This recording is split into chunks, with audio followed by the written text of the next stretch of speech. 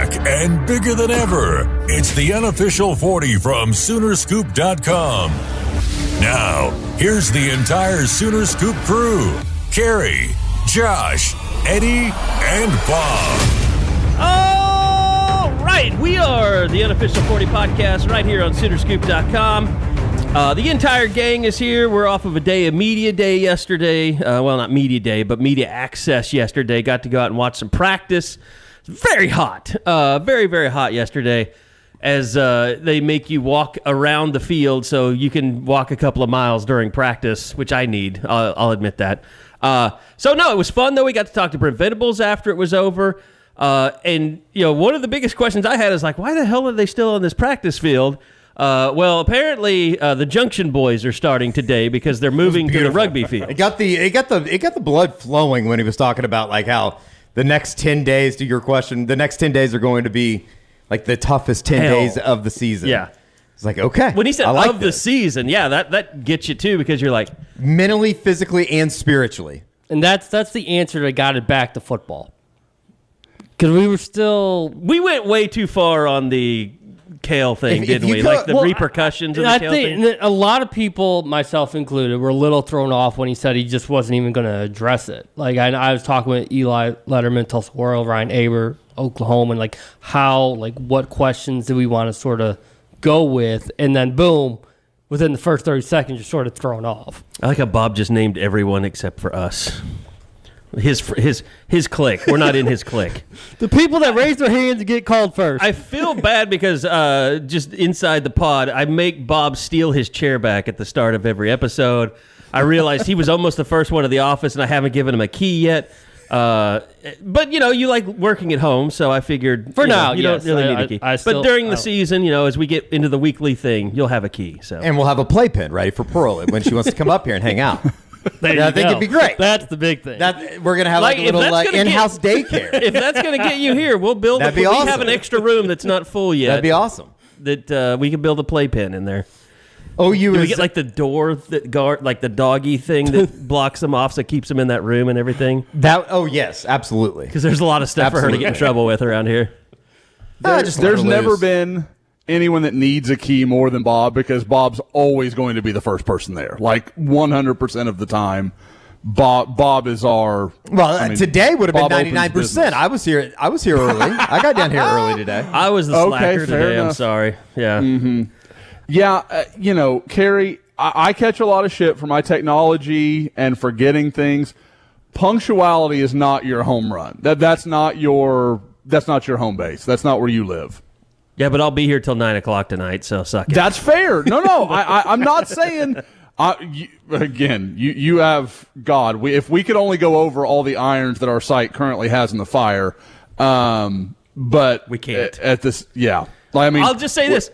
All our money is tied up in Eddie merch launch right now, so it's about ready. We're putting the finishing touches on everything today. Yeah, we're doing finishing touches today. That doesn't mean it's going to be everything ready to go. That means the marketing part of it. Like, we're going to market this bitch like nothing has ever been marketed at Sooner Scoop before.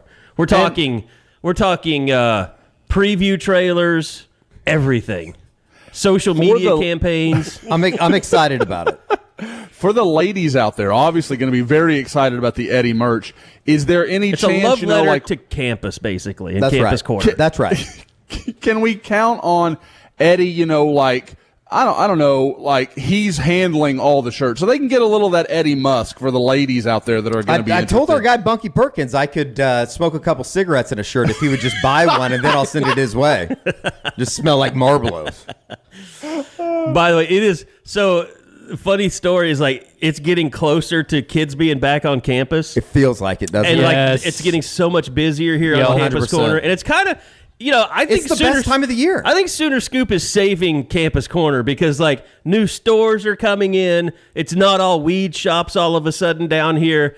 But maybe it's just to cover while parents are in town, and then they go back to be all weed shops and stuff when everybody leaves. This women's store that just opened across the street, like it's going to be a weed shop as soon as the parents drop all the kids off. It's all up front. But no, like now, what I've noticed is like Thursday evenings, even Wednesday evenings, you walk outside like at 8, 9 o'clock, nothing but weed smell. That's all Campus Corner smells really? like. Oh yeah. Well, you got the deli right next door. Yeah. So everybody's going over there. But like you walk in front of the deli, it smells like they're growing. It smells like a nursery or whatever. Like it's crazy how much the weed smell is on campus. It might be. It might. That might be a dispensary. Yeah, exactly. How has the deli stayed open all these years? Red Cups on Sunday nights. Yeah, I think that's probably like them and Hosty. Yeah, like the Hosty hand in has hand. kept the deli. They go hand in business, hand. yeah. Red Cups and Hosty. Yeah. So anyway, it is 100% the best time of the year, or one of the best times of the year on a college campus. And I was thinking about this because I went and I drove by the practice field just because I wanted to go over there. Yeah, it's in your nature. To see it. Yeah. And it's like it does feel like it's one of those times where everybody's moving in. Those 11 to 12 days before school starts is like the best time of the year on a college campus, and particularly around August around here when football's going on and everything is so insulated for those guys. But there is like an outside world where everybody's moving back in, and people are moving into the dorms and stuff like that. So I always get excited around. Well, and I think the good thing about it is it's routine. Like I mean, like back to what feels normal. What Brent was talking about yesterday, like the team has now moved on from the whole Cale thing, and it's a group effort. And he said, what, Bob? Like they've even had meetings about it. I mean, they pulled the team all together. Like this, and it goes back to after we did the emergency pod on Monday about Cale's resignation. Brent had that really strong statement that came out.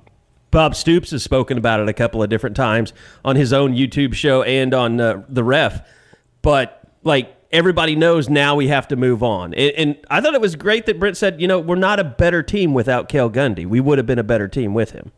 Yeah, and I will just see what Damian Washington can do. I mean, again, we've seen him twice now, Monday and Wednesday. He's running the room, and that was Brent's message. I mean, he's going to get a lot of help. Matt Wells, Nick Basquin, among others. Forgot about Nick Basquin until he mentioned him yesterday. I didn't even know that he was back part of the program. Honestly, unless I had, I missed it. I saw him throughout the camps in June, so I knew he was in some sort of role. Didn't know what it really was. Well, and Miles Tees was hanging around too a lot. Mm-hmm. So yeah, I mean, but hiring a guy, I don't expect that to happen. I mean, mid-season, I don't think there's someone out there that doesn't have a job. Doesn't have a job that you just pluck. And you can't go after somebody because I almost think that not it's only like would an ethical breach. Well, and it would look bad, but yeah. I also would wonder just about the guy's character if he's leaving a school after 2 weeks with his own guys that he's been with all summer. Say you call Malcolm Kelly and he leaves TCU. I mean, how bad would that look for Malcolm Kelly if he just picks up and leaves 2 weeks in on somebody? Well, and it's I'm just really throwing that about name out there because it's a good example. If you're going to hire somebody, it's really about Jeff Lebby and his relationships, though. Sure. And what Brent, of course, brought up yesterday, it's got to be about the players. It's got to be in the players' best interest is not to get to know a totally new coach here in the next week or two when they've been working with LaDamian since January. Maybe not in as big of a role or way that they were with Cale, but they know who LaDamian is, and they have they've gotten to learn about his ways and how he goes about doing things. I don't have any lasting comments on the Cale Gundy thing. I think everything that we've said is probably out there, but I did talk to some more people about just the team meeting that they had on Saturday, and I heard it was obviously they would never have wanted to go through this, but I heard that there was a lot of guys that stood up and spoke, and they left that room after 3 or 4 hours, and they thought that it was a much, closer team just because of going through that. How many galvanizing situations has this group been through, whether it be COVID or the bullshit that was last year, right? And then this thing, they've been through some pretty interesting experiences together. The fragmented team. Yeah, I thought that went under the radar a little bit that he called it. Was it fragmented or fractured? You haven't heard Brent say that. It wasn't a team. It was fragmented. Sure. You haven't really heard Brent take a whole lot of, and it's not a shot. I mean, I think everybody knows that there was some weird shit going on with that team last year at the end of the year. It's obvious. In every direction. Coaches, players, everything. Yeah. I mean, we had that insight from Isaiah. We all knew there wasn't a ton of leadership on that team. Yeah. And there were leaders. They just weren't taught how to handle that. Isaiah would have been a tremendous Isaiah Thomas on this year's team, wow. He would have flourished under Brent Venables. Yeah. There's no doubt about it. Yes. I'll tell him that you blame him for not coming back. Well, I'm just saying, like, Very self-centered. I hate. He wanted to get drafted. What I a guess son of a bitch. I really don't like how we said like they weren't leader. Like Jeremiah Hall was a leader, but he didn't have people above him that could show him this is how you do it. So again, it just goes back. There's to just also previous that stats. I think that there's, and maybe this is like falling into a complete cliche, but it's like there's not a whole lot the H-back. I think Braden Willis is a fantastic leader. Don't get me wrong. But it means a little bit more when it's coming from Dylan Gabriel, does it not? Yep. So it is what it is. There's a lot of guys down there. I think that they also probably grew from that too. Like I think Braden Willis probably grew from it. I think that given the same circumstances, a Jeremiah Hall, like you said, would be probably doing the same now this year. Just have a bigger voice in the room. But you go through these camps to develop that leadership. Sure. And yes, I think we all have that question in the back of our heads. Don't make certain people team captains like safeties that have been here for 7 years. Like that's I end up getting in trouble for that somehow. Like I'm the one that gets hated. That's gonna come back That'll to you, come Eddie. back to me. He can play. He just can't be a captain. I mean, No, I flip it. You've got it backward. he can be a captain, but he don't can't play. Yeah. Has there ever been? I mean, leader. Trevor Knight is the only captain in history that never played. Like, so I guess precedent has been set. It's true. No, Justin Burrell is a great leader. I got no questions on that front. And going to do what's right for the team, and that, like, I believe in all that. But I'm essentially shitting on Justin Broyle. Sorry, Mom. To say captains need to be your best players too, or at That's least fair. It's fair. Your bigger playmakers, that are on the field. Well, I mean, we heard it with Pat Fields time and time again. So I mean, here's a team captain. we've gone through this before. Sure. This discussion. But is it not an indictment on your team though when your captains aren't your best players? It's not the way to build a team. It just isn't. And I don't know if like guys like Keyshawn Lawrence are maturing enough to be in that role or not. I mean, that's what camp is going to show. Show the coaches. That was something I thought about asking Brent about yesterday. Like, how do you determine your captains? Like when you were here, it was by team vote. Like, do you choose them? Do you let your players choose them? Is it a combination of both? And that's stuff we can get into as we get more into normal camp and things like that. That just goes back to like media days too, like how Ethan Downs as a sophomore was selected. What makes you stand out in the eyes of Brent? And like we talked about with Aguebu, like him being put out there on the. Well, I don't want to mess up my list again and have Josh go after me on the Scoop account. I think it was the Butkus list. Did he make the watch list for the Butkus? Didn't Aguebu, or was it like the Maxwell or something? I don't know. Yeah, no, he made was it Bednarik? Was that what it was? Something like that. I believe that's pronounced Bednarik. Mr. Pronunciation. Eddie got It's official. You're so precise, Eddie. Well, I've always believed that communication, a key of communication is pronunciation. What was the one last week? I don't know. Kersey just texted it to me at like 12:30 a.m. one time. It wasn't like I can't remember. It was something I with can't a remember P yesterday. where it was supposed to be a T or something. Possibly. Anyway, so outside of that, yesterday there was a lot of questions just about the fallout from Cale. Was there anything else football related, Bob, that kind of stood out to you? Jalen Redmond, unfortunately. Yeah. When we got back from the practice viewing, I'm like, guys, I didn't see Redmond. We know he was in the team photo, but I watched the defensive tackles and their rotations, and Redmond was not there. I don't know what this means. And then, boom, we found a slight concussion. I'm not sure what that really means. A couple of days ago. Yes. It couldn't have been too bad if he was out in the sun taking the team picture. Yeah. You know what I mean? Yeah. So I don't know. You would hope so. You would hope that it's okay. I mean, between Redmond, like you said, and an emerging Justin Harrington, it seems like that's a real deal at nickel. I mean, if that's the case, I find that to be one of the more intriguing storylines, having a guy that is technically a walk-on now. Yep. I think that everybody kind of knows what people expected of him when he arrived 2 years ago, and now you look up 3 years later, and he's almost I'm not saying penciled in as the starter at nickel, but what a big win that would be for the secondary that is obviously looking for players. If there turns out to be a nickel, that's a question. The cheetah, the nickel bet, like what is that position going to look like?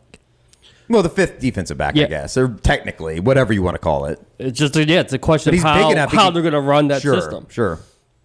Well, and it's interesting because this has kind of taken away, the opportunity with all the Cale stuff. It's been just Brent, so we haven't had a chance to talk to players. Brent has given us 2 different viewing options this week, so that's been cool, and that's what we're kind of finding out about him. He's like, some nights he's getting ready to go to bed, and he's like, hey, just call media and tell them they can come out tomorrow. It's awesome. I love it. It is. But getting to talk to Jeff Lebby once practice has started. I sat out there for a while yesterday and watched the quarterbacks throw. I know it's kind of you watched how it rotates along, but I noticed Davis Bevel was getting a lot of reps, and it was almost like they were trying to kind of take something off of Dylan Gabriel's arm. Like he was getting ready to go through a drill, and Jeff Lebby was like, hey, just stand back. I noticed that too. Which is, I'm not saying his arm is hurt. I mean, he was more than willing to throw. I think they're just trying to be smart about it and say, you're our starter. We know that. You've worked with your receivers. Like, let's not let you get a sore arm before this camp has really had a chance to get going. We'll wait a couple weeks until we say that he has tennis elbow, right? Like maybe before the first week of the season or something. Well, he's got the brace on too now. Oh yeah, and the torn ACL in his right That's the knee. thing dealing with Bob. It's I did notice how that was like a thing. Yeah. He hadn't worn the knee brace before, and it did make you go, okay. That's the thing that Bob always notices that stuff, and when we come back and he like brings it up, and we're like, huh. Would have been nice to know when we were on the field, so I could. I got video of the knee brace. I'm messing with you. No, I mean it's just one of those. It's not white balance, but I got video. God, are we gonna wait a minute? You want to go public with this? I do not know what this is. I had to go through a video tutorial last night. We had a little bit of a slight meltdown. It's okay. It looks bad. We're fine. So you admit that it looks bad today? Bob, it looks. Bob, not as good. Leave the room. Just walk away. It walks lesser. See, are there weapons around here? I don't know. The dynamic around here is the only person I really will yell at is Eddie. I can take it because he can take it. Yes, I don't need. And so I yelled at him yesterday because I'd watched his last 2 videos and they were not. I really up didn't to notice Scoop the first. HD I didn't notice the first standards. one, but we're a work in progress right now. We had everybody needs to look in the mirror. Everybody needs to be humbled a little bit. There was. Well, and we've got some new equipment, right? It's the same equipment he's been using for 10 years. All right, I tried to come to your rescue, Eddie. Sorry. It was user error. So we're going through some, aperture, shutter speed, all the basics of photography. We'll get it worked out. It'll be fine. Stuff that we don't teach at the videography camp. You teach not being steamrolled like at Community Christian. I know. That's right. See, you're not helping him. You think you're helping him, but you're not helping him. You're just pointing out all the things that have gone wrong. All right. So outside of that, I mean, it is one of those things, though. Like, and we always find ourselves in this situation where you come back in August and it's like, he had a great summer. He looks good. They look the part. There is a noticeable. Like I've put up a not before and after picture, but like Billy Bowman has literally changed his body. He was transformed his body. And he's not the only one. There are many guys out there that physically look different.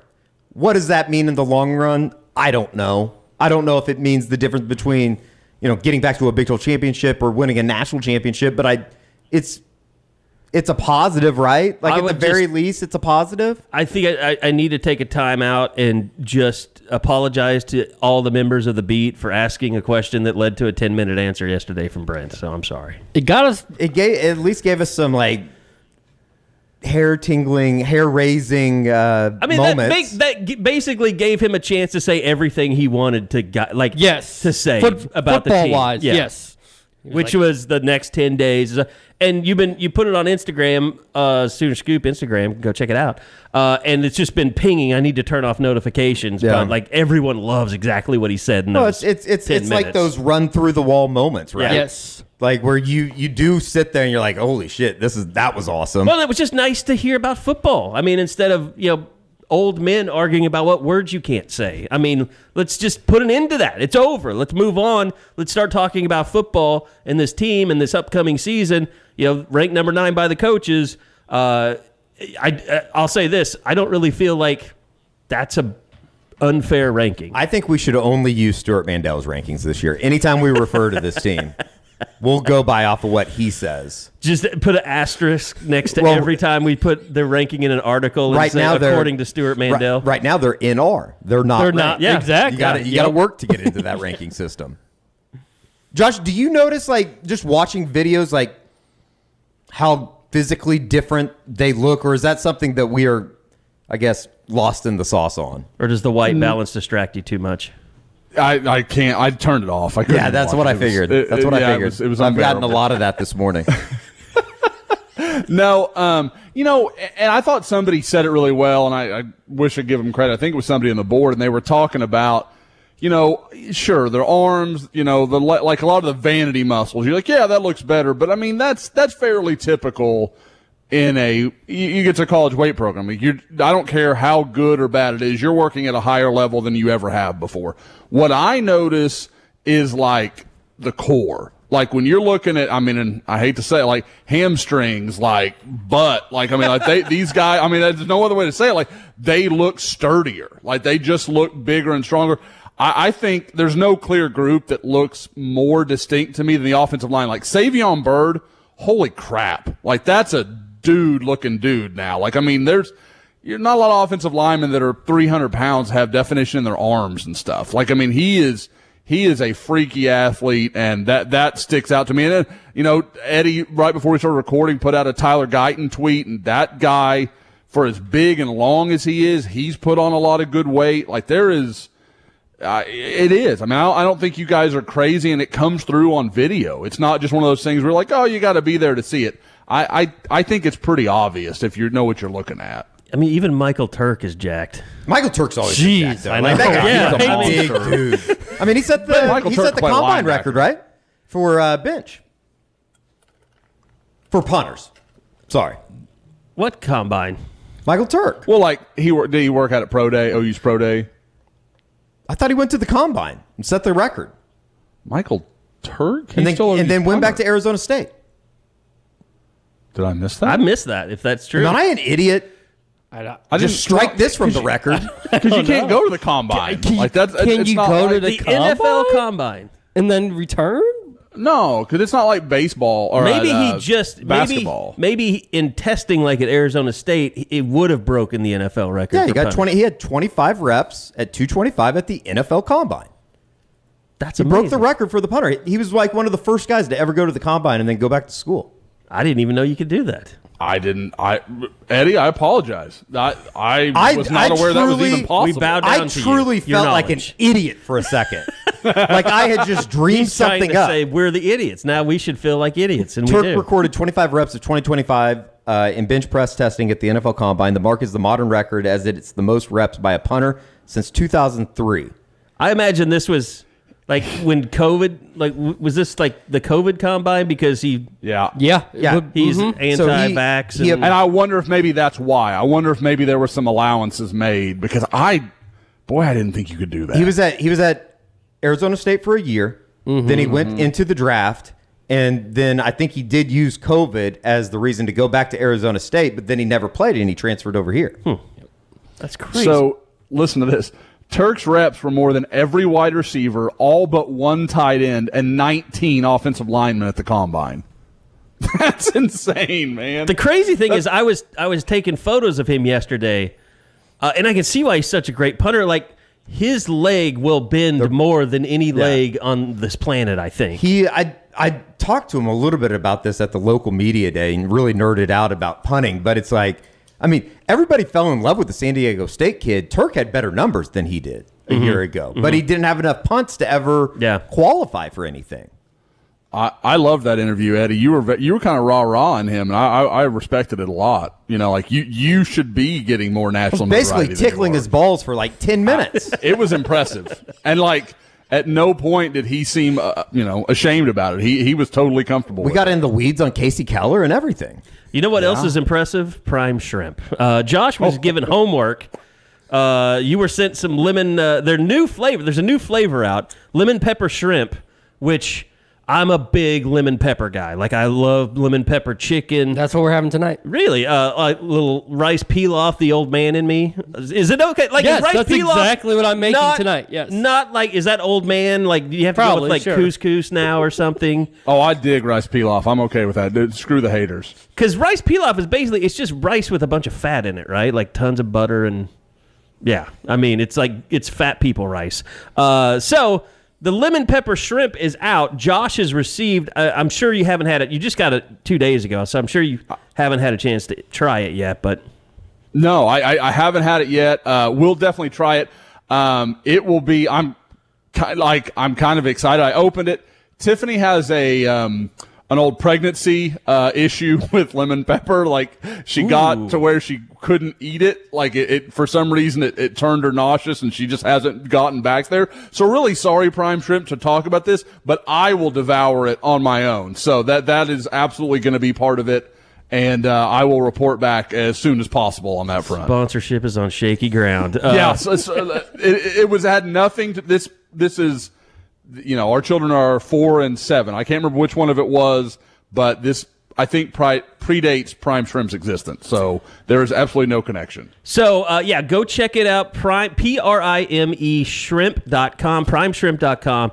I know, hey, you guys have supported us so much on this, and we really do appreciate it. We can't thank you enough. You have made Prime Shrimp's attachment to Sooner Scoop hopefully permanent, with the way that you have supported them. But use that code SoonerScoop. You'll get $20 off your first order. And we've got a feedback thread going. And Prime Shrimp has been great. They come on the website, and they'll do some contests to award you guys if you just give your feedback. So lots of great feedback on the shrimp, almost unanimous. So primeshrimp.com, lemon and cracked pepper shrimp, available now. Use that code SoonerScoop, get you $20 off your first order. Okay, outside of the next media availability, kind of getting to talk to players, we're kind of stuck right now. I mean, it's kind of like Bob has done a great job of getting content out there. A lot of great stories on the site for you to go check out. But in the meantime, it's kind of just all ears. Waiting to hear there's a knee injury or something. And we haven't really, we don't know how Brent's going to handle major injuries. We don't. Like, that's we got so frustrated with Lincoln's lower extremity or lower body thing, and he would never. That's why even hearing slight concussion for Redmond was a big change from what Lincoln probably would have said. Yeah, exactly. That's a good point. It's truly scary because right now, like over the next 10 days, is going to be that point where it's like, stuff will leak out here and there, but it's going to be more so just waiting and hoping that your phone doesn't go off. Yeah. In a way. Like it truly, like. It kind of takes on that no news is good news type situation. Right. You want everything to be as quiet as possible if you're an Oklahoma fan. And, we were out there yesterday. I'm horrible about this because there were 2 guys on bikes that were working with Scott Kolak, and I didn't even notice who they were. Well, you had LV Bunkley Shelton, you had Trey West, you had Bino Thompson, you had Javante Barnes. Marcus Hicks was over there for a second. Javante Barnes, I was actually there taking shots of him. He is running, and you can tell he's coming back from that injury, and he was wearing shells. So they're doing rehab with him right now. So it looks like he's close. And, I don't know what Bunkley Shelton and Trey, what guys got, if it's anything really bad. It just, you could see they were off to the side. It didn't look, oh my God, they're out for it didn't look extended period of time. Nobody had a boot on, or nobody had, nobody was not participating. Everybody was participating. Yeah, it looked like a bunch of minor bumps and bruises, basically, for everybody. And I don't know exactly what happened to Javante Barnes, but it looks like they're taking it slow with him. So it's probably a hammy or something, a strain of some type. That would be my guess. Allowing Gavin Sawchuk get some really good reps for all the time he missed in the spring. You guys were close up in the W drill. What did you notice there? I mean, honestly, it's kind of a cop out, but just the physicality. Yeah, exactly. I mean, it can this last? Can you keep going at that rate? It is striking how different, just in general, practice this year is as opposed to what we saw. And I know that we weren't like. We never saw like any kind of a bunch of stuff, team stuff. It was all instructional, pre-camp individual type work. But like it's almost like Brent's like, okay, let's do this drill before we kick the media out so they can see something really good. I feel like that because it doesn't make sense in the flow of things. Like, okay, now we're going to start hitting things. Now we got to kill each other. And now we're going to go back to individual just drills. We need to ask him that. Like, do you do that just so we can see something cool to watch? But no, I mean, it's fun to watch in a way, but I don't know if I sit there and because I hate the guy that like will watch the sights and sounds or something and then be like, well, Danny Stutzman got put on his ass by Daniel Parker. It's over for him. I guess I accidentally did that with Marvin Mims on Monday. I mean, it just happens. I've got the rep where Key Lawrence just throws him. Hey, and that's great for Key, and it doesn't mean anything bad for Marvin. It's like people have bad reps in practice. Breaking news. Yeah, I was sitting there watching the punting drills yesterday, and I was like, what are we really taking out of this? This guy tackles the dummy too high, so he's going to be a bad special teams player. But it is like it's little things like that where you have Jay Valai or Miguel Chavis coming up and like instruction on where they need to tackle the guy. No, if you sit there at a practice, just by how a guy gets talked to after a rep, if it was good or bad. And I'm not saying like they were never coached up by the former staff, but that is obvious stuff that is different. Yeah. It's just so hard because we never got to see that kind of stuff when Lincoln was here. I mean, you got the sense that Alex Grinch was pretty intense, and that Brian Odom was pretty intense. But, we got to see Lincoln attack quarterbacks with bags. That's about the most coaching we got to see there. So. Yeah, because, even when we did get the viewing, they were 20 minutes. We're getting 40 to 45. Yeah. And we're getting more. Yeah. We'll see. I mean, I spent. Do you feel like the whole team's going to fall apart because everyone knows how they practice for the first 40 minutes? I did love over the loudspeaker. They said, "Media session is over." Oh, like bragging, out. like get. It's like you guys, no, you got to go. It's like on Entourage when Ari loses and he's like, "Get the fuck out, Lloyd." Yep, we're the Lloyds, basically. But no, I mean, we spent a lot of time. I spent a lot of time, at least yesterday, with the safeties and the cornerbacks, and like, it's just cautious optimism. I think that's the best way to say it because you see a guy like Connie Walker, and it's like, okay, I mean, that's what it's supposed to look like. How can this guy play though? Because I think there's a lot of times, especially here in August over the last couple of years, I think everybody has been at least sold on this idea that everything was going to be better, everything was going to be different, and then September 3rd or September 2nd rolls around, whatever that first weekend of September is, and Tulane's moving the ball up and down in the fourth quarter. I would say, just looking at it over the years, since Bob Stoops first arrived, Bob was kind of the secondary coach a little bit more than he let on, like more of a position coach. Yeah. And Mike, Mike was a secondary guy, and Brent was a linebackers. But since those early days, Jay Valai is probably the youngest, most, active, corners coach that OU's had in years and years. I mean, you just don't see Roy Manning was young, but he was a linebacker guy. A specialist, a guy that knows the craft, played the position, gets on those guys after every single play, is coaching them hard, Yeah. Bobby Jack Wright would just drive you into the ground and make you want to quit football. I still will say, if Bobby Jack Wright wants to come back and hold court on a Wednesday, he's more than welcome. Yeah, no, he is. Jay Valai. I'm just saying, he was a kind of an all-purpose guy. Sure. As just a cornerbacks coach. I can't remember a guy like Jay Valai. Can we reserve judgment until Jay Valai starts making Instagram and Twitter videos? Maybe that's it. Maybe that's the key to success. Apparently it was not. Possibly not. You're just trying to get blocked by the way, I was alerted to this. I was alerted to this that you I don't know if I even want to bring this up, but the idiot Deadspin guy that I got into it with before, apparently you got into it with him. No, I didn't get into it with him. I just told him he's a fucking coward. What, from yesterday's thing? Yeah, okay. I mean, that's literally defamation. Like Mark Rogers called me this morning, and he was like, what's up with Drake Stoops being out there as the guy? And I was like, it wasn't Drake Stoops. I was like, what are you talking about? How is it out there? And he said that the Deadspin guy floated that Drake Stoops was the player. Yeah, he threw it out there in an article yesterday, and it wasn't based off of any type of research or investigation. He just said it was just per Twitter. Race baiting, basically, is what that guy does. Basically, took a Twitter rumor that I don't even know was legit, because I think, didn't that guy then delete that tweet? Yeah, and it was from the Texas Doc guy who's just an idiot of the highest order. Yeah, he just put it out there as a joke, right. Josh? Yeah. Oh, yeah. And I don't think he was serious at all. Like he was just kind of like, what a funny twist this would be, kind of thing. Yes. If it was a white player that was writing those lyrics, and if it was someone that's known Cale since he was born, basically. Yeah. I mean, I truly think it would be funny, and I don't know like the ins and outs of a defamation case, but if Drake Stoops sued the shit out of Deadspin and said that he couldn't make name, image, likeness because they're throwing his name through the mud. Yeah. Like, it's disgusting what that guy did. That guy's a moron. I mean, I got into it with him over something. It must have been NBA or something.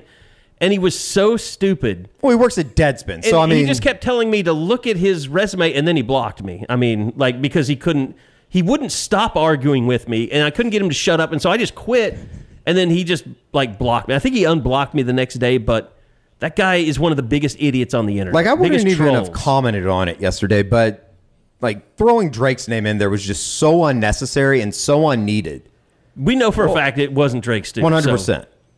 It's just ridiculous. I mean, and that like I almost hate to waste this time, because when was the last time Deadspin was relevant for something that wasn't like this, that wasn't stupid and trying to create conversations like this? Their parent company got sued by Hulk Hogan, and he won for like $100 million. Gawker. Oof, when you lose money to Hulk Hogan, that's not good.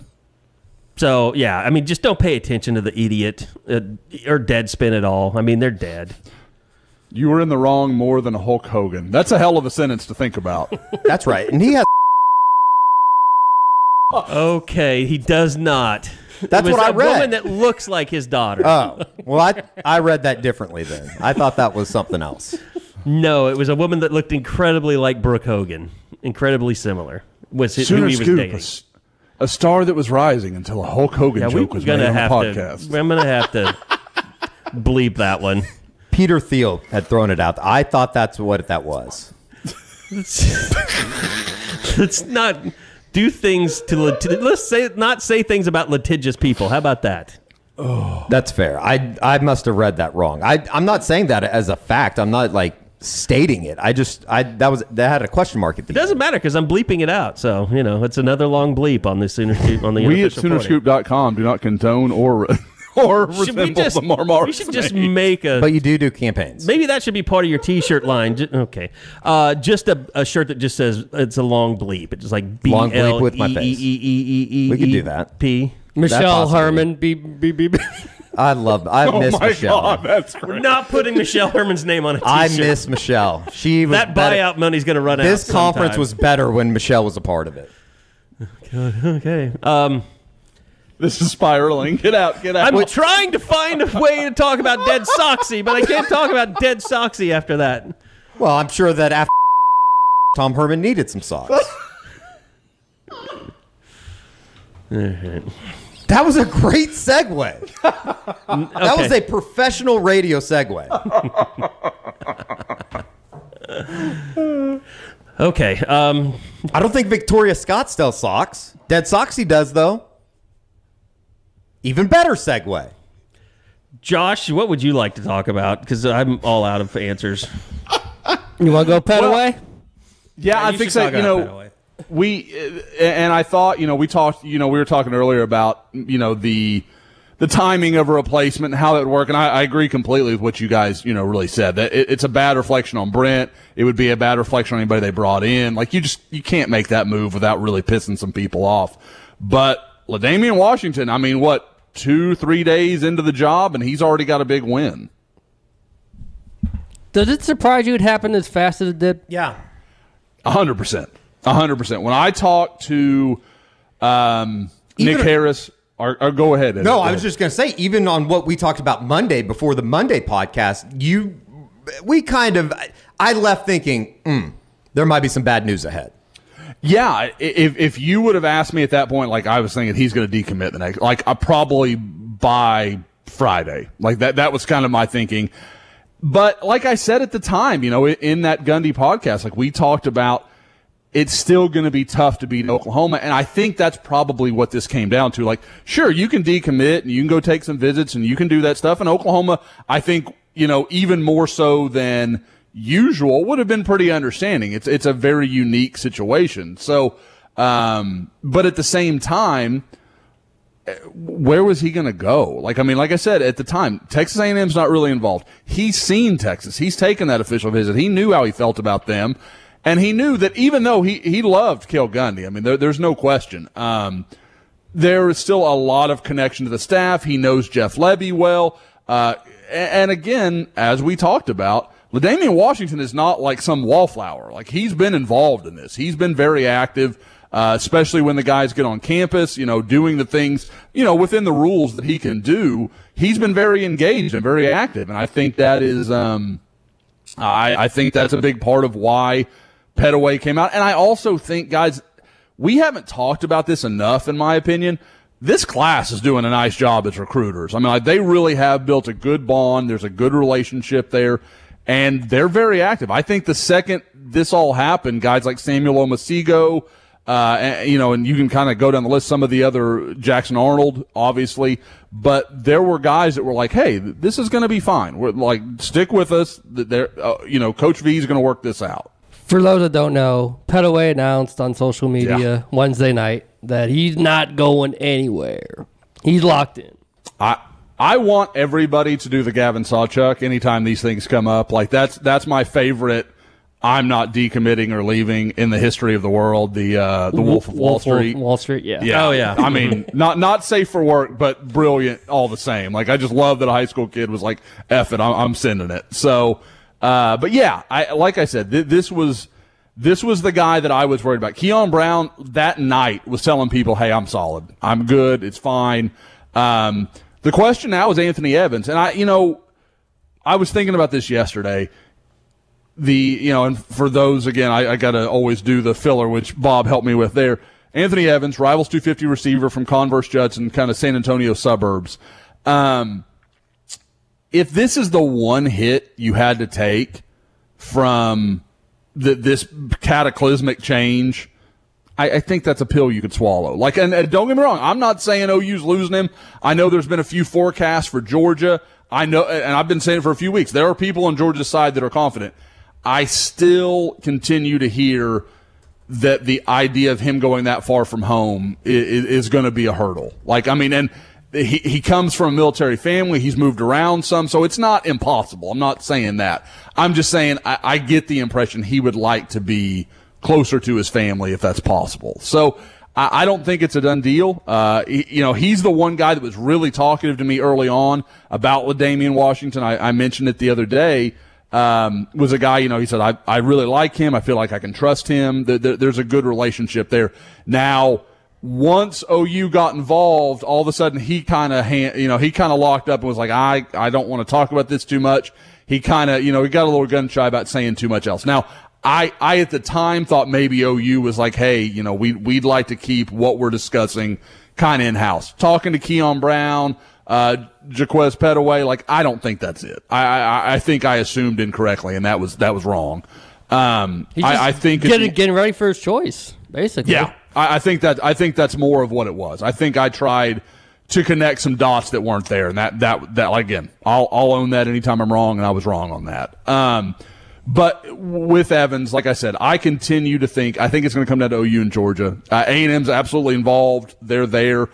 When I talk to Georgia people, it's, they're worried about OU. When I talk to, OU sources, it's Georgia, so I think that's a battle. And I think if the kid was from Atlanta, OU's in real trouble here. As it is, I think OU has a legitimate chance still to win this recruitment. I can't imagine what kind of trouble, like, just thinking about Pettaway. situation in particular, it would have been really tough for this thing to hold together if they wouldn't have had the recruiting month that they had in July. Like just having the Jackson Arnolds and the O-linemen, kind of that solidifying base, like you said, Josh, it feels like, I mean, that's one of the many positives of we've always talked about having a quarterback or a central base unit that you can kind of recruit with, isn't it?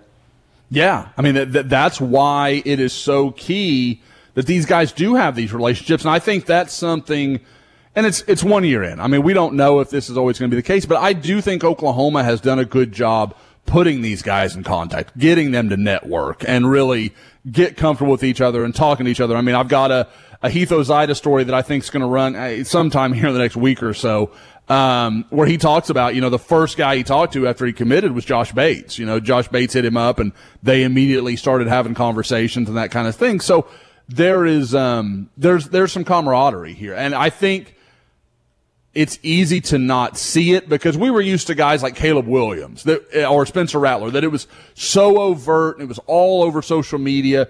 Jackson Arnold's not that kind of guy. Like, he doesn't operate like that. But that doesn't mean Jackson Arnold's not talking to guys and recruiting guys. And in some ways, I think it may resonate with especially with the kind of guys that OU's recruiting now. That, Brent Venables doesn't care how many followers you have on Twitter or how big of a splash it's going to, he doesn't think on those terms. And I think Jackson Arnold connects with players that are of that same ideal. And I can definitely speak on that because we have a story on Joshua Bates running Saturday, 1 year anniversary of his commitment. And he's just like, this group of commits is so locked in, so all in compared to the guys that we had at this point last year. Obviously, he's the last guy standing from that 2023 class that was being recruited by Lincoln previous staff. And he saw it's a noticeable difference, the buy-in and the camaraderie among the class from compared to all those 5-star skill guys compared to what they've got now. And it's made life a lot easier for him. It's made him never second guess his decision. And he mentioned Heath. He's like, I didn't know who Heath was. I saw he committed. I talked to Bill. All right, let's start talking to Heath now. You know what? Go ahead. I think this coaching staff needs most out on the recruiting trail is Dead Soxy. DeadSoxy.com. I'm gonna master this thing before it's over. DeadSoxy.com. Use that promo code SCOOP. You get 25% off. We talk about the no-shows all the time. But they've also got the college colorways. Go check them out. A lot of Sooner selections on there for you to choose from. You can get even full 8 packs of just OU stuff or OU-centric socks. So we all wear them. We all love them. And would love you to continue to support them. I know a lot of you have supported them through. They've got the retro coming up if you want to go out wearing your vintage unofficial 40 stuff. With a cool retro sock. Go check those out. But 25% off your entire order. DeadSoxy.com, DeadSoxy.com. Promo code SCOOP and get that 25% off. And remember, as always, stay soxy. By the way, before we get back to recruiting, would you guys like a major announcement? A massive unofficial 40 announcement? I'm scared. I don't even know what this is. Yeah, I'm. Wow. I think I've told you guys. Okay. I think I told you guys. Maybe I do then. We are soon to be moving to 2 podcasts a week for the unofficial 40. You guys asked and we delivered, right? Well, the thing was, we're so busy. We have the office and stuff, but now that we're here, things are starting to slow down, and the main thing is we have another major sponsor that came on and said, look, we want to be a part of the podcast. And that's kind of how it works. I force sponsors to seek us out. And this is a really good company that they're Scoopers. One of them is Scoopers that runs this company. We'll tell you more about it. I haven't paid for anything yet, so I'm not going to tell you who it is. But we are going to switch to 2 podcasts a week. Now, it'll take a little bit different shape. It could be more of an interview podcast. It could be more of a, it could be a recruiting type podcast. We'll figure it all out. And we're going to keep expanding with the podcast. We're even maybe talking about some other people kind of being a part of our podcast network. We'll see how that works out. But for now, we can tell you, Unofficial 40, don't have a hard date for you, but we will soon be moving to 2 podcasts a week. So there. To go with the postgame. It's going to be awesome. To go with the postgame. I will tell you this, Eskridge Lexus is back to sponsor be the title sponsor of the postgame podcast this year. So I guess the first, up Omaha, right? Or Lincoln for the, would be the first road trip. Yep. Are you road tripping? You're not going to fly? I mean, he just did it for the baseball. It was pretty damn easy. So you guys are cool with road tripping? Yes. We're having a business meeting all of a sudden. I think I guess so. Yes. I just assume so. I mean, I think that was a very easy drive. And there's a chance you guys could go early and maybe see a couple of recruits while you're up there. That's right. So that would be good. That's right. We've talked about that a little bit. Yeah. I'm sorry. No pressure. No pressure at all. Totally chill about it. We will definitely be doing that. I just want to take Bob to the Drover. This is my gateway to get back to the Drover. I'll pay for the Drover. News 9's going to pay for it again. I think we can say that. Thank you, Lee. You're taking Lee with you too? Yeah, Lee can come just too. for the dinner. Lee can, and Dean can come. It'll be a foursome. It'll be fun. And an Eskridge Lexus. And an Eskridge Lexus. Yeah, I'll drive. Well, Bob, we're going to need some social media reporting on that dinner. By the way, Bob has been banned from. I just want to point this out. Bob has been banned from driving Eskridge Lexuses anywhere because he blew out a tire. You blew out a nail. I forgot about that.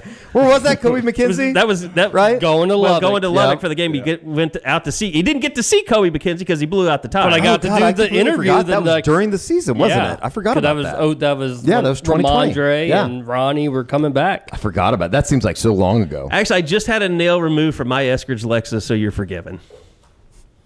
Although they were able to patch it, so it cost like $30 versus like $250. If you drive anywhere right now, you're going to get a nail in this town. Norman is so terrible, especially on Campus Corner. Porter's awful. Yep. What, Josh? You were going to say something about recruiting when we before the ad read there. I can't remember where it was Josh, to get back on. It was recruiting century. I can get you there. We're almost 30 months since the offer was made. Decision is finally coming Saturday. Yeah, Jacobe Johnson. We this is. I can honestly say, in all my time covering recruiting, I'll never have a prediction that goes this long and is right. I put in when Jacobe, before he'd even played his sophomore year of high school football, so over 2 years ago, like in April of like his freshman year, put in a forecast for him to Oklahoma, and now we sit here. I feel really confident about OU. I don't think he's, and to his credit, like Jacobe, I don't think has tried to play any games about it. Like he hasn't like, better, like start retweeting all, Michigan stuff or that. I think there's an expectation. Like, I think people pretty much can read what this is. Now, maybe he pulls off the shocker of the century, but that's how stunned I would be. Like, it would be probably the best one I can think of. And there's only a 1% of our listeners are going to know who I'm talking about. This is going to be like a Curtis Justice to Miami situation. Like,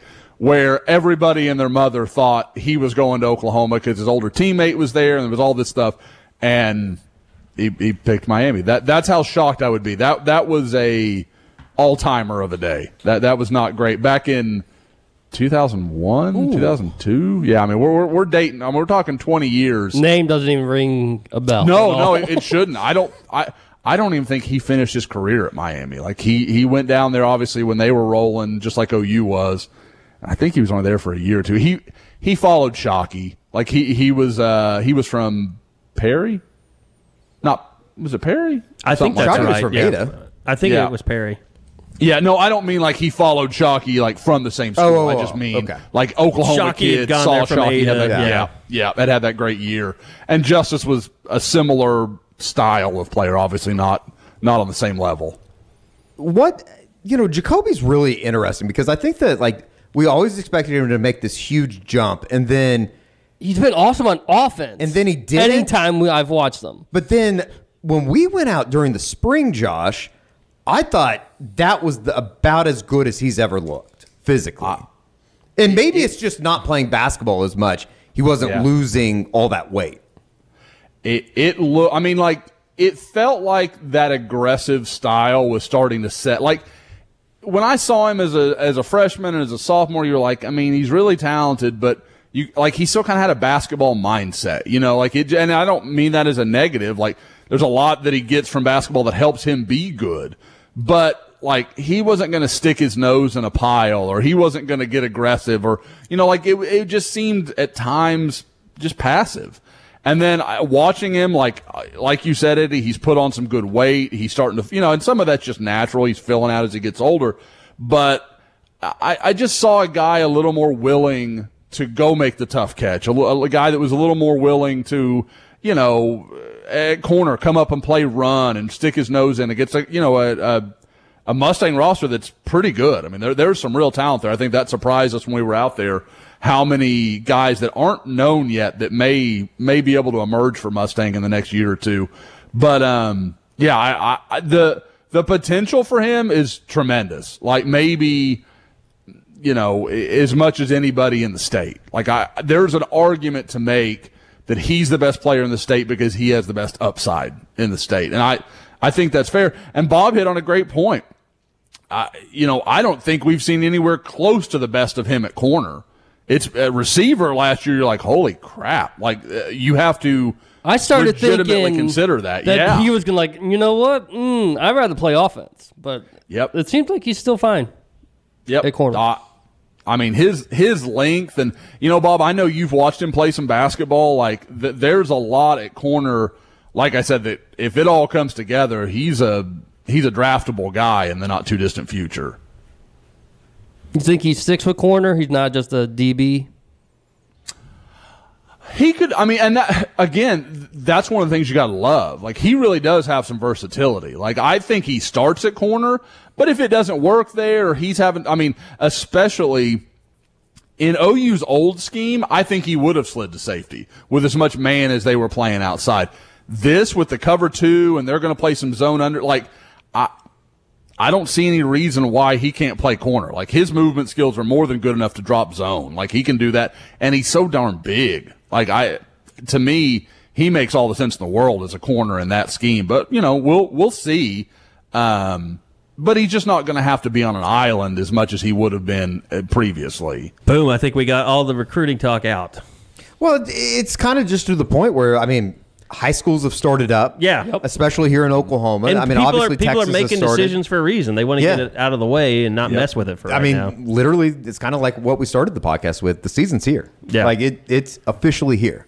To me, as far as recruiting, like, it is not shocking, but it's I don't know what the right word would be for it, but it's interesting that they've done as well recruiting defensively without any kind of tape to live off of other than what Brent did at Clemson. And it makes me kind of curious, like, what the defense is going to look like. Like, how attractive is it going to be? I thought one of the things yesterday that wasn't, and Brent, I wouldn't say that Brent had glowing reviews for anybody, but the one kind of answer he had to how's the defensive line looking is like it was kind of like, well, they're coming along. Like, it wasn't anything where you're like, oh, wow, he's really excited about it. And maybe it's because Redmond's, hurt right now. And but I do think, like, here for the, what's it called, the X drill or K drill? What do they call the damn thing? W. The W drill. Yeah. It's like, I thought Joshua Ellison and Isaiah Coe, I've seen both of those guys make plays. Yeah. Yes. And I think those are guys that kind of get lost in the mix as far as guys that you think about when you talk about returning defensive linemen. I would imagine that they're going to play a lot of meaningful snaps. And, it'll be interesting to see if Gilliam makes any kind of jump, which we talked about before. 100%. But, the whole purpose of me bringing that up is, like what kind of defense are we going to see? What are recruits going to see? Because, like, I go back to, like, last year and really the last few years, when I would watch Baylor play defense, they looked different than everybody else. They were violent. And a lot of it had to do with they had a lot of NFL guys on that defense that just got drafted. But between Rule and then Aranda, like, I just saw players that gave themselves, basically played, with no regard for their well-being. Like, that's what I saw from Baylor players. I think that's what we're going to see from Oklahoma's defense. And I can't say that I've seen that in a very, like, you go back and you watch, like, the 2010 Big 12 championship with Nebraska, and you're like, holy shit, they don't play defense like that anymore at Oklahoma because people just gave up their bodies to make hits and tackles. And like Tony Jefferson was out there just flying around. And like when Austin Box was healthy, he played that way. And you haven't seen that from anybody in recent years at Oklahoma. No. I mean, that's something we heard 50 times last Monday and Wednesday. Violent and physical. And you see it on the practice field. Like, it's shocking how hard those guys play on a practice field. I haven't seen that intensity it's almost, in a very long time. It's shocking to the sense of that's what it's supposed to be. What the hell was going on prior? Like that, it's hard for me not to separate those two. I think the last staff was so worried about getting to game week healthy that they didn't want to really go that hard in practice. Whereas Brent's like, if you don't go hard in practice, you're going to get hurt. You don't need to get to game week because you're not going to be any good. Right. Well, and it just won't matter when. And Bob was that way too. Like, Bob practiced hard. People got hurt. They lost people all the time. But it's like they still got to game week. I mean, that's what the type of defense I'm talking about that I was watching in the mid to late 2000s. Yeah. Well, and I think like towards the end of Bob's era or whatever you want to call it, it just like he had been hurt so many times because guys got injured at practice that I think Bob got a little careful. He made it. He made like a decision. We're going to be more careful in practice, and that went back to his. It kind of softened the program. That also went back to his recruiting. Sure, not being as good, didn't have as many bodies, so every player became more important. And I think you've had that a lot with the defensive coaches around here. Like we don't have the depth that we need. We can't get these guys hurt during the week because the most important thing is to get our best players to game day. And then you'd hear you play how you practice. Yeah. Well, you weren't you weren't able to practice that hard. It was a vicious cycle. Which in turn, like I don't think that this team is just terribly deep, or at least that we know of yet. They can't sustain a lot of injuries. I don't know what football team can. Like I kind of roll my eyes and it's like, well, they need to avoid injuries. Well, everybody needs to avoid injuries. Alabama is probably the only team that can deal with injuries. And Kansas, because it doesn't matter. Either way. But, guys, is it crazy to you, like, and not to say that this roster doesn't have some questions, but in 6-9 months, in a lot of ways, this team feels so much deeper than some of its predecessors. I think they're more prepared. I think that like those guys behind that first line are more prepared for sure. Let's face it. I mean, Alex Grinch and those guys were recruiting better than Mike Stoops was on the defensive side of the ball. You're right. There's some credit due there. Yes. You're right. And they were aggressive. Is this like Bob Stoops winning with John Blake's players? Are we setting the stage for that? I guarantee everybody out there listening, if they win a national championship, they'll take that comparison. USC will put it out there. Like, congratulations to Lincoln Riley on recruiting. That's something that USC would probably do. If the Crimson Corner had to write a love letter to Alex Grinch in return for a national title, they would gladly pay the price. Yeah, 100%. I mean, Alex Grinch was not really their problem. They'd buy him an hour at the Bunny Ranch if they had to. That was, I mean, like, did anybody get more defense than Alex Grinch throughout the whole Lincoln Riley thing? Because everybody was like, well, he's got to go. Like, he didn't make the decision, but people were like blaming him, and people were actually coming to his defense. Like, what else did you expect him to do, dude? Why are you mad at him? Like, he had to go. He needs a job because Brent Venables is his own defensive coordinator, basically. And his defense wasn't good enough to make that head coach leap. It is. Yeah, it is also like one of the things that I've thought, like, just coming out of practice was like they're just not like, I will be shocked if they have those stupid ass like post play penalties. Yeah. Like, it feels like there is so much discipline within the program right now. I don't know. And again, it's like you go back and you, like, every year, I'm sure in August, we talk about all these bullet points of like, they look great.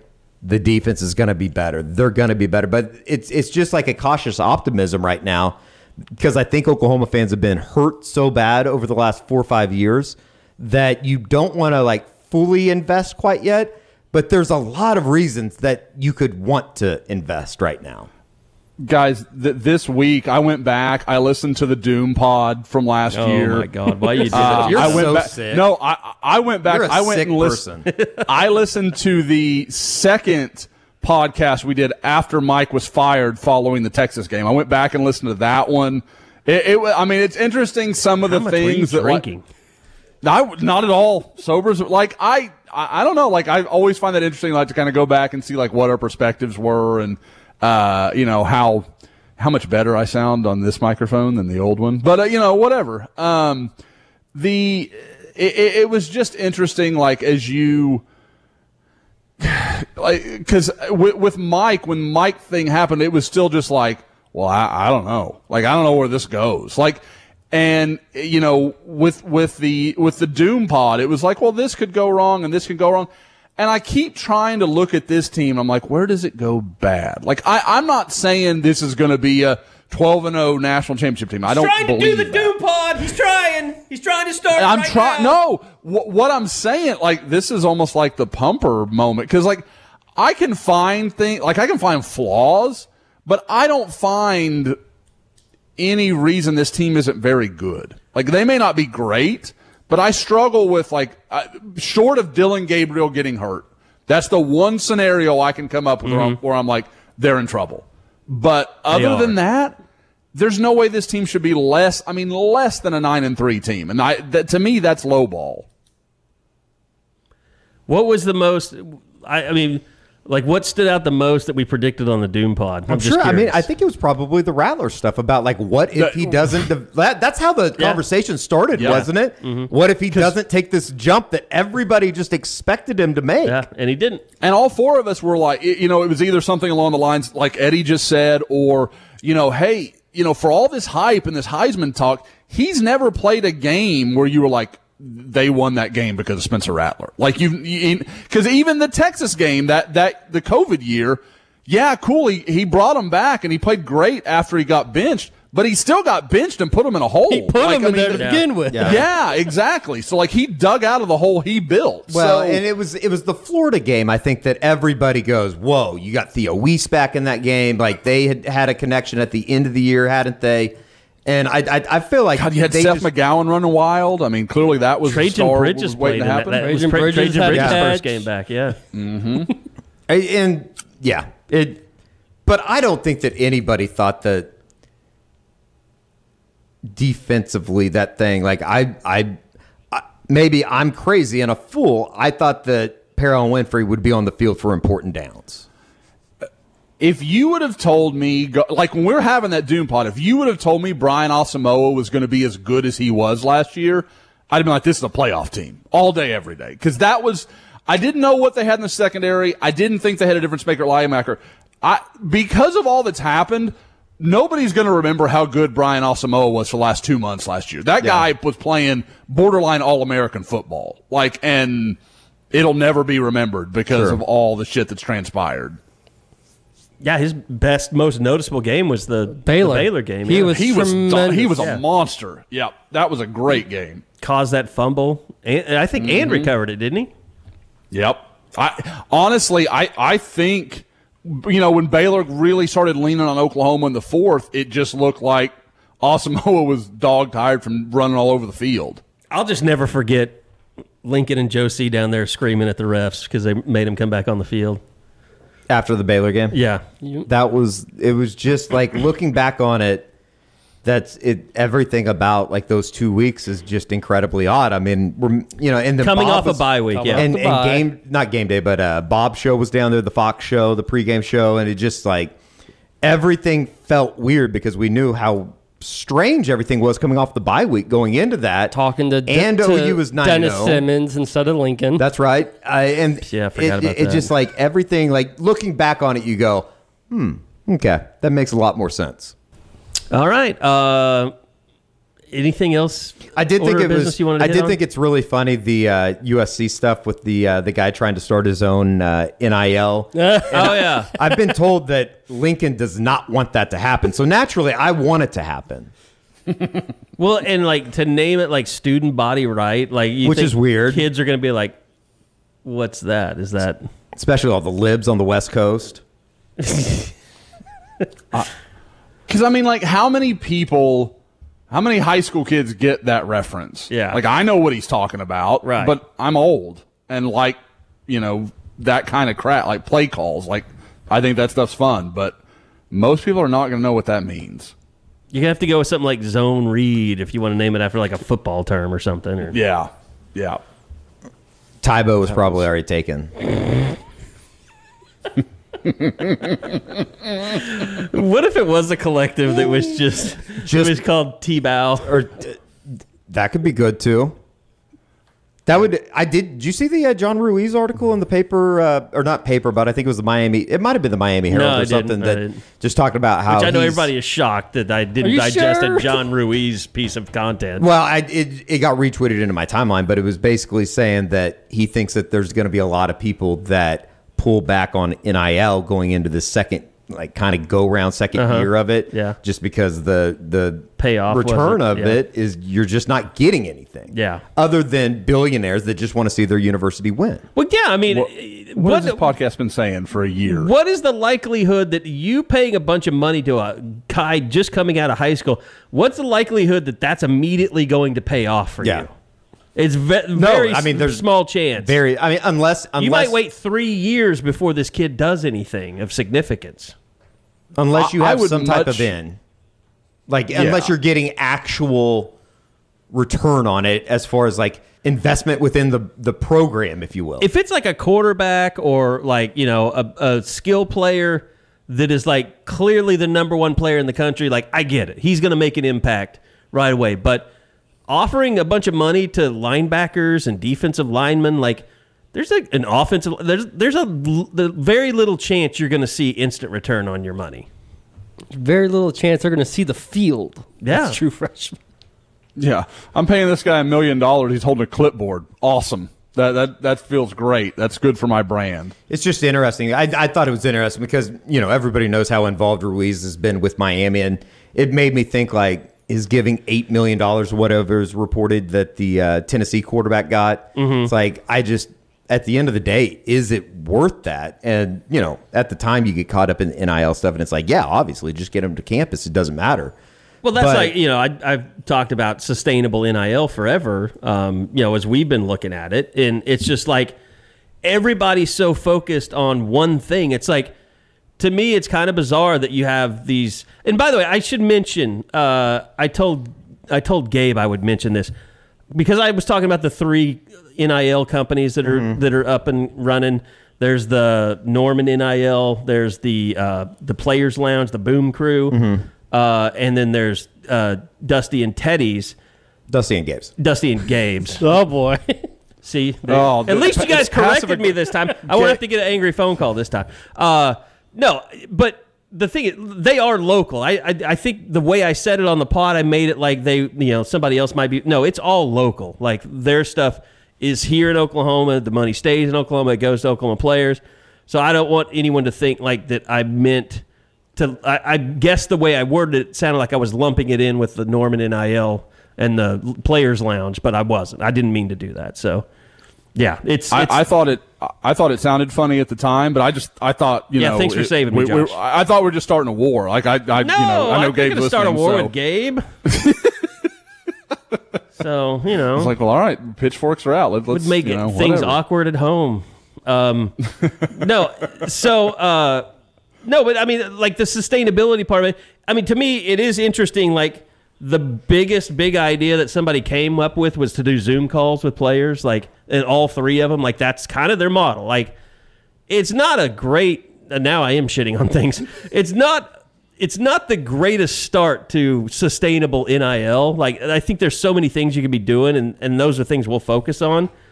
But like, it's either you're just throwing money at people or you're doing poorly designed ideas for NIL so far. I mean, that's kind of how I look at it. It's just going to be so hard to take away any of their time during the season. I know, especially when you have them on multiple deals. Like Danny Stutzman's on like 2 of them that I know of. I don't know who's on the third. The Norman NIL seems to be kind of, I don't see much from them, but like that's like the media will probably never get Danny Stutzman, if they request him because he's doing Zooms. I mean, I don't know. I hope it works out, but yeah, it's got to develop still, and it's like the Ruiz stuff.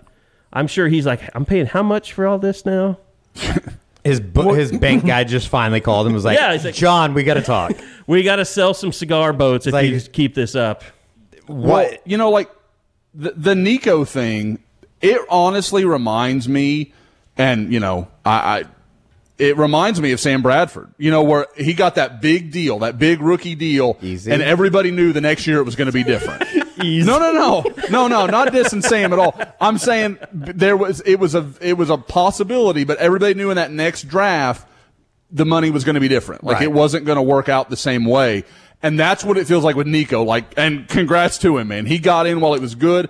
I don't see any way that really can transpire from year to year to year. Like, I just, because guys, if there was ever anybody that's worth that, it's probably Arch Manning, just because of the name and the connections and all the things that brings to your program, And the way you can get your uncles to work with you on that. on that stuff. 100%, absolutely. Like, he is tailor made for NIL, Right? And even He doesn't have his. The thing that's impressive is, like, you can tell he has a plan. Like, he's not rushing to just.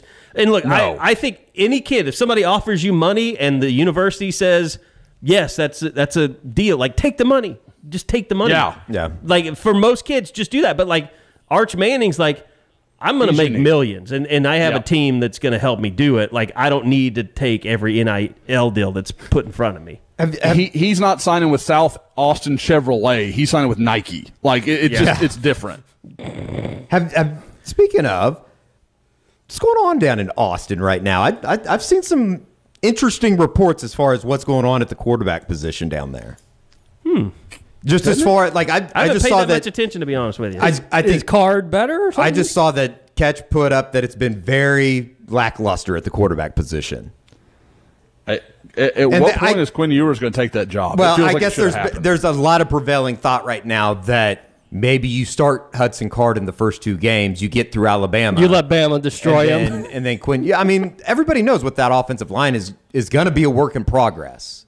Will And Anderson. Oh, can you God. get through Alabama, and then do you give the reins to? It's going to be hard for me to vote for Quinn Ewers for the Heisman if he doesn't start this year. That is kind of how it works, yeah. I mean, don't know if he's. Even, I'm still going to. I'm still going, but He- even I though mean, I don't have to. He'll still be a finalist. He just That's can't right. win it. Yeah, That's right. Yeah. It's kind of interesting. I don't know. I mean, I think that there was a lot of people that just expected Texas, obviously to, I don't know about even be good. Just, they got to open practice Tuesday, so I saw that. You going to go down there, Eddie? No. Okay. I think I'd rather go to Los Angeles. Oh, yeah. Yeah, well, I mean, winter tryouts. Are you getting ready? Are you geared? Or Eddie When are doesn't the know tryouts this, for but that? we're releasing his Horns Up for Peace merch at the Texas Open practice. That would be awesome. That would actually be great. I think we'd actually probably sell quite a bit. And I have a really funny comment. Just get with me if you see me personally, and I'll tell you what it would be, because I have another idea. But I don't think that... I'll just be honest. I don't even think that the radio station would appreciate it. It would go unappreciated. And it would most certainly be beeped. And this is a merch idea? Or just a movement? It just, Another I movement? thought, no, it's not a movement, but I thought about it in terms of Austin. So, Eddie, Lainey starts her first day of school next week. How was your first day of school, buddy? I saw your sign, really, School of Hard Knocks. That's just, I know that's a tough one, bud. well, I make sure, I know nowadays you got to pick a pronoun, so just make sure that she does all that.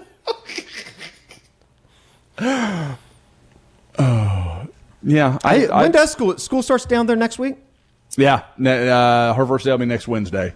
So I guess it's- everybody else, it kind of snuck up on me. My mom was talking about going back to school. I was like, when's that start? And she's like, tomorrow? And I was like, oh, all right. Well, good luck. Well, as luck with the Bob school talks talks basketball, I'm going to be working on my game schedule for the year. And There's I could scrimmages literally next week, yeah. Yeah, there are scrimmages next week. I'm looking at a couple now. There's one in the Texas area with like 3 or 4 Oklahoma offers going to be on the field. So I'm pretty excited about that. May go see DJ Lagway next week. That's a definite possibility. But guys, I could go see a high school football game tomorrow night. Tassili Akana is playing a high school football game tomorrow in Utah. It starts that early. A real football game? Yeah, that counts? 100% live. Yep, it counts. It goes. Who are Yep. they playing out there? They are playing Fremont. It's. I mean, Utah. They've got to play in state because nobody else is ready or geared. I think the only school that probably could play is probably IMG. Did they have to? They don't have to deal with regulation. Did they have to get some type of UIL sanction to start practice earlier, or are they just going up there one weekend? Who's that?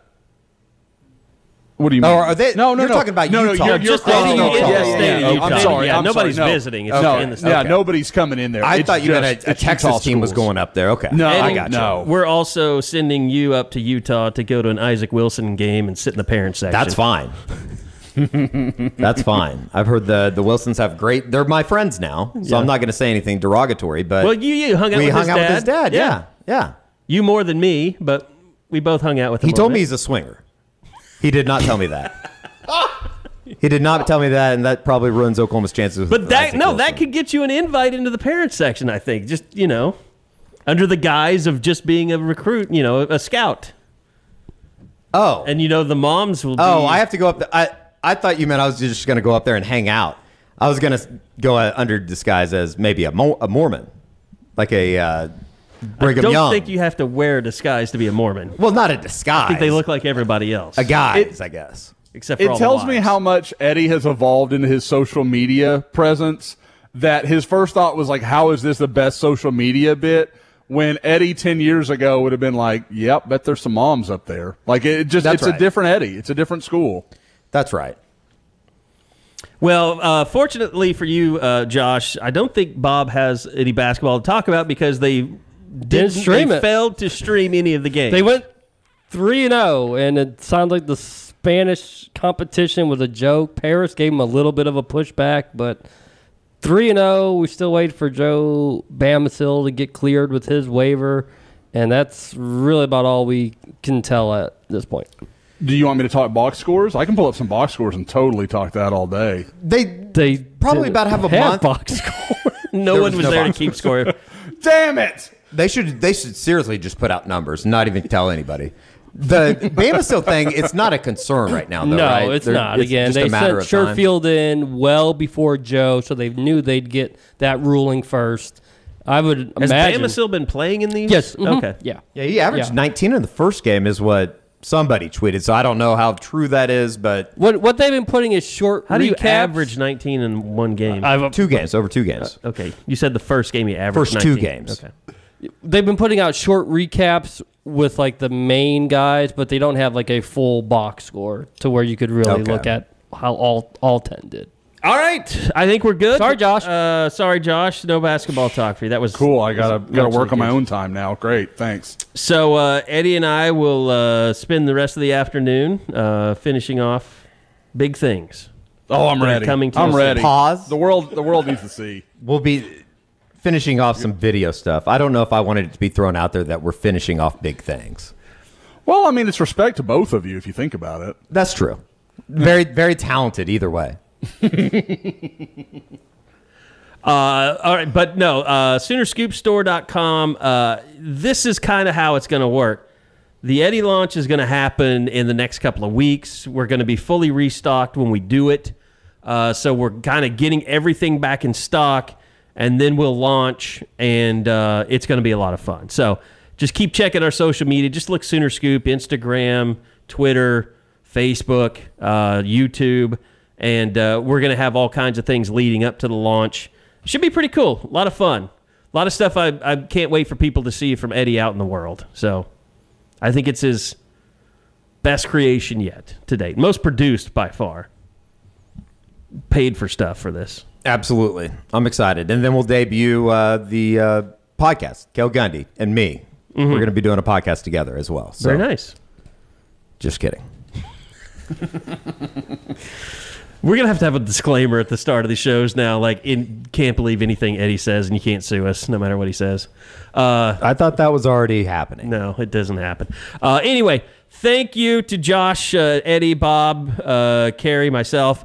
We're going to be back again next week, but Not 2 pods starting next week. It'll start soon, but not next week. And if anything major happens, hey, we've already proven we'll do an emergency pod at the drop of a hat. So, but we plan to be back next week. We don't know the media schedule exactly for next week, so that'll determine whether we're on Wednesday or Thursday. It's Thursday today. But we'll be back again next week. Maybe Wednesday, maybe Thursday. We'll just flow with how practice schedule works. It is expected that we have regular. Like, I know that there were some people asking about it because Brent said we're not going to talk to him again for 10 days. I think he was just talking about himself. We're going to have. Yes. Yeah, we got to get Levy, we got to get Roof, and we got to get players. I don't know if we're going to have access to practice again since we got back-to-back. The early plan was once a week. We're supposed to have once a week, yeah. But, and we got 2 this week, so maybe cancel. Maybe we'll get 3 next week. They got nothing to hide. That's the number one thing. Yes, anymore. All right, that's going to do it. Until next week, you've been listening to the Unofficial 40 podcast right here on Soonerscoop.com.